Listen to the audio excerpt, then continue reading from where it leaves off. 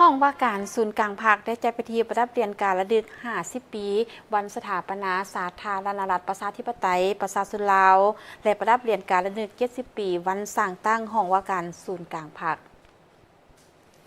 โดยเป็นเกียรติข้างห่วมของสหายเพชรภพพิภากกรรมการศูนย์กลางภาคเลขาคณะบริหารงานภาคหัวหน้าห้องว่าการศูนย์กลางภาคซึ่งมีบรรดาสหายพนักงานราชการที่ประจำการและบำนาญเข้าร่วม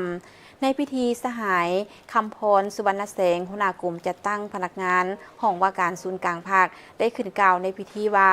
มื้อนี้ห้องว่าการศูนย์กลางภาคได้จัดตั้งพิธีประดับเรียนการระลึก50 ปีวันสถาปนา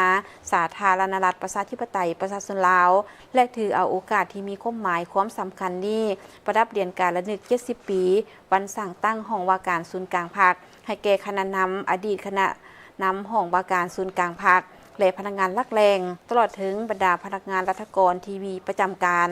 และบำนาญของห้องว่าการศูนย์กลางภาคผู้ที่มีผลงานอันใหญ่หลวงได้ประกอบส่วนอุทิศเหื่อแหงและสติปัญญาให้แก่ภาคและรัฐในภารกิจปกปักรักษาและสร้างสรรค์พัฒนาประเทศชาติก็คือการประกอบส่วนปฏิบัติหน้าที่การเมืองหับไส้การนำของศูนย์กลางภาคและเวียกงานของห้องว่าการศูนย์กลางภาคแต่ละระยะ